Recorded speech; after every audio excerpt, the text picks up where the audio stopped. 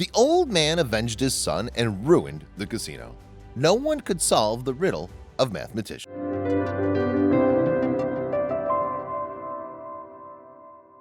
Hello friends! Throughout the history of mankind, millions of people have won in casinos. Someone did it beautifully, while others did not. Some won pitiful pennies and some millions. Some won legally while others resorted to scams. But it's not a secret for anyone that in gambling, the winnings will always be on the side of the casino. All combinations are calculated with perfect accuracy, and one way or another the casino will never be in the red.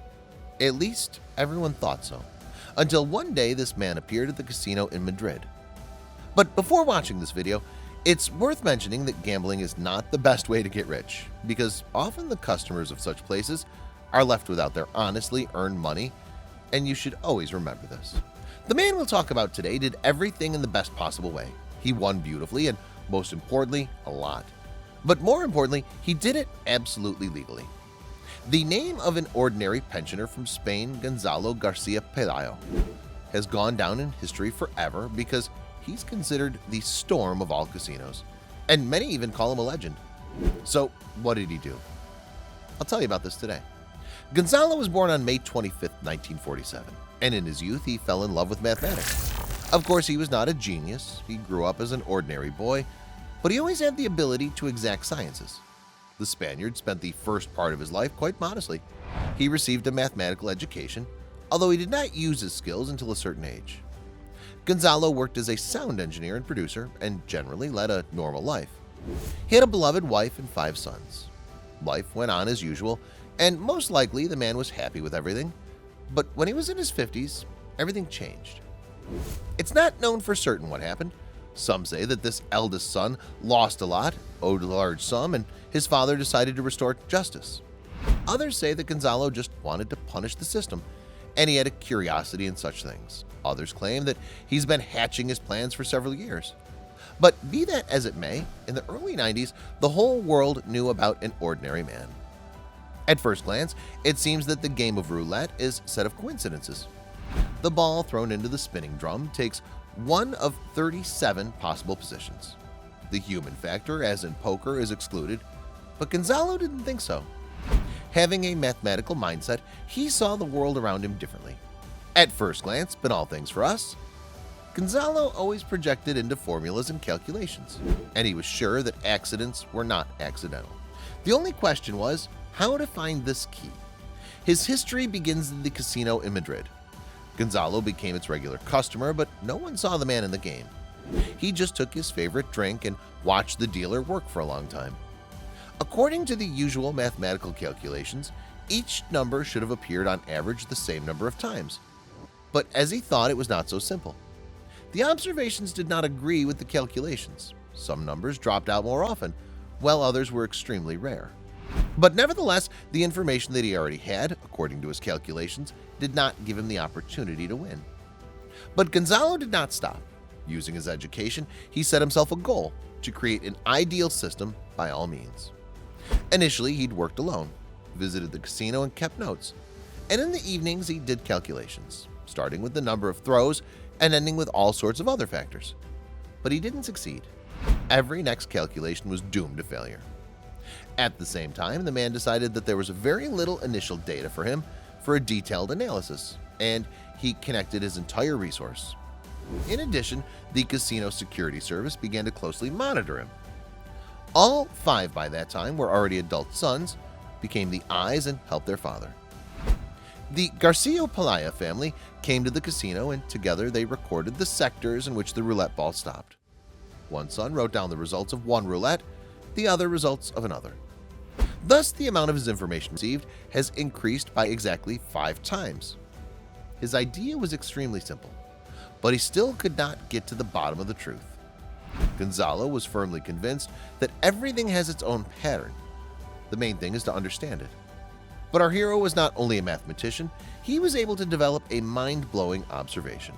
When Gonzalo realized that the calculations and the actual results did not agree, he began to look closely at roulettes. In the end, the mathematician found the answer. He noticed that the shiny surface of the roulette wheel reflects light unevenly. The Spaniard calculated the approximate slope from the headlights. To identify unstable rotation, it was necessary to count the revolutions. If the roulette was made a different number of turns left and right, the drum was defective. He also realized that any roulette wheel is primarily a device made by a human, which means, like any other mechanism, it contains some physical defects. So, for example, he found that even deviations and tilts of 1 millimeter due to uneven flooring in the balance wheel of the roulette can give out some random numbers more often than others. After collecting statistics, it was possible to determine the lucky numbers.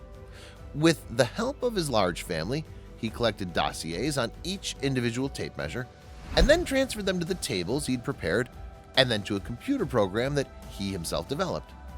Let me remind you that this was the beginning of the 90s. Then the computer could already beat a person. In total, the mathematician recorded more than 10,000 throws, as will be established later. And all of this took him a year and a half and 5 team members. And yet, he got to the truth. Having downloaded the obtained data into a computer, he found several sectors in which the ball really stopped much more often than in other cells. The theoretical part of his work was almost done. It only remained to forge an ideal system that would give the greatest advantage when playing, and it didn't take long. The most important task of collecting information was already in his hands. He determined how many throws on each wheel he needed to fix. Next, he took into account the bet amount and the odds of winning.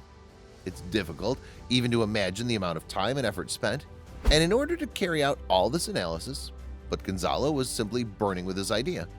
And after a few days, he had his strategy in his hands, according to which, when playing roulette, he would initially have a mathematical advantage over the casino of 15%.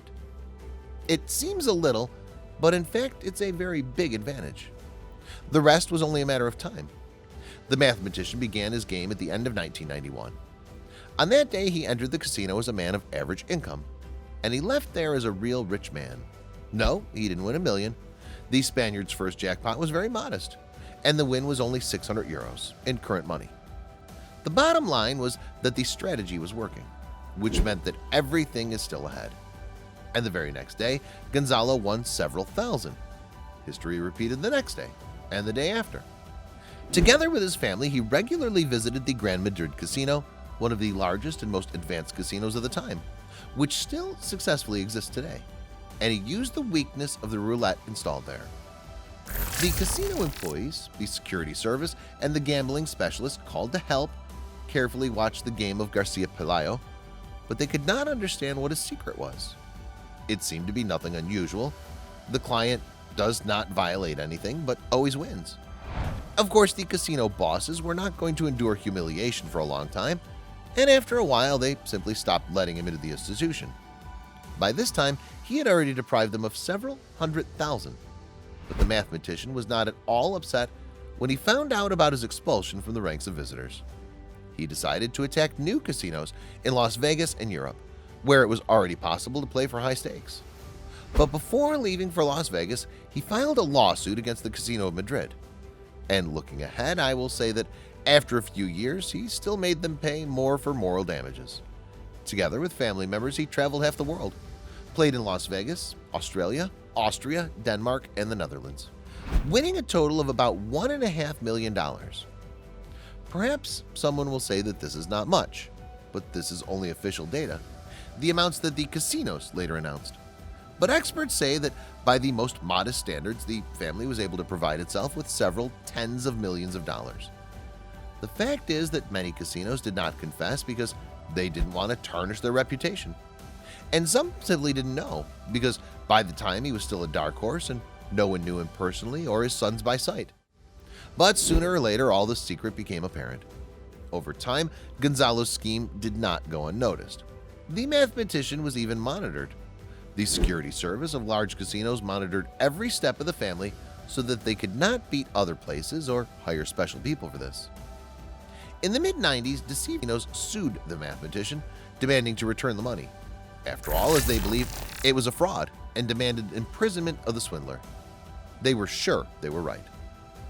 The lawsuits against Gonzalo Garcia Pelayo lasted more than 10 years, but the lawsuits, which ended only in 2004, caused a smile and bewilderment on the faces of thousands of people. After all, the process was loud enough, and it ended with the victory of the mathematician. The Spanish court issued a non-appealable decision. Moreover, the judge advised casino owners to better monitor their equipment. Gonzalo was not recognized as a fraud as the prosecutors wanted. The money won entirely remained with the former sound engineer. Gonzalo's rich roulette experience and hours spent at the casino was a wonderful experience. Together with his children, he opened a gambling analysis agency. He's often invited by the most famous gambling networks that need his advice. In addition, now he's conducting an expert assessment of virtual casinos. Thus, the personality of an ordinary mathematician became very famous. The history of the family's exploits has inspired writers and filmmakers. In 2003, the book The Great Story of Pelayo was published in Spain. And in 2012, director Eduardo Cortés made a film called Pelayo. In particular, only on these projects he was able to earn several million more dollars.